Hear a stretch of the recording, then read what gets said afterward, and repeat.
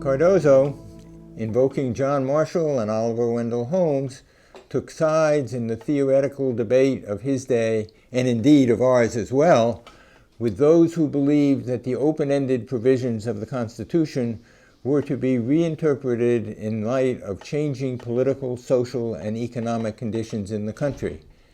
Indeed, he took that position with respect to a provision that was not so open-ended, the contract clause. Finally, Cardozo is remembered for his style.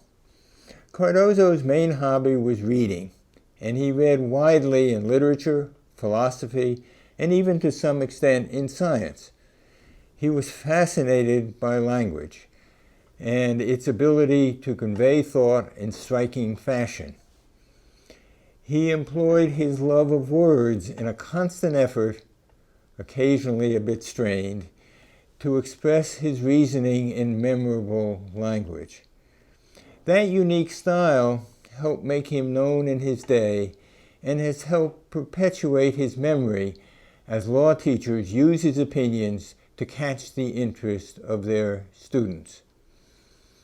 I can think of no better way to end a lecture devoted to the memory of Cardozo than by quoting some of his more memorable words.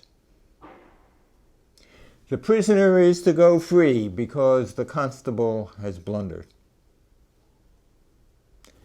Not lightly vacated is the verdict of quiescent years.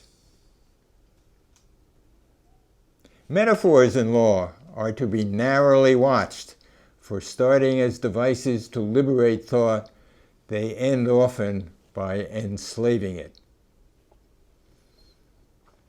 The tendency of a principle to expand itself to the limit of its logic may be counteracted by the tendency to confine itself within the limits of its history.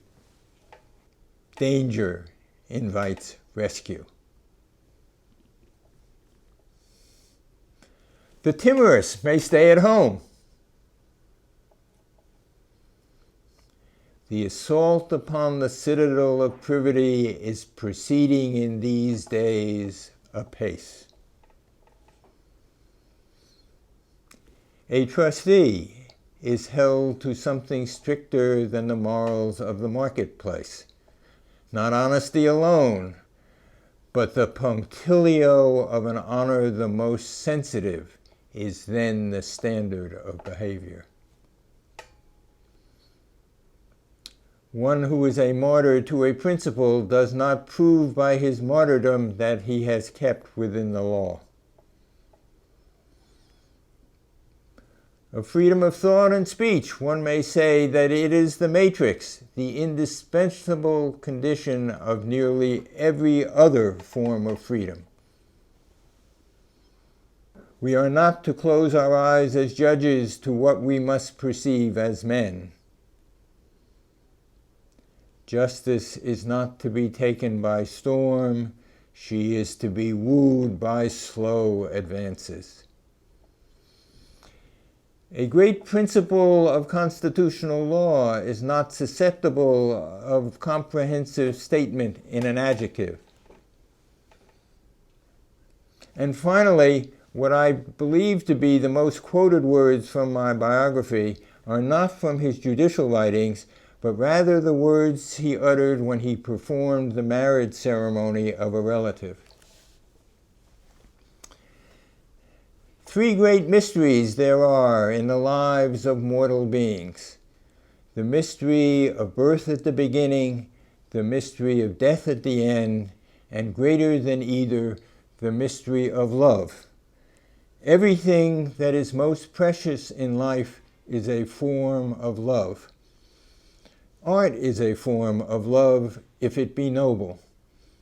Labor is a form of love if it be worthy. Thought is a form of love if it be inspired. And marriage is love incarnate.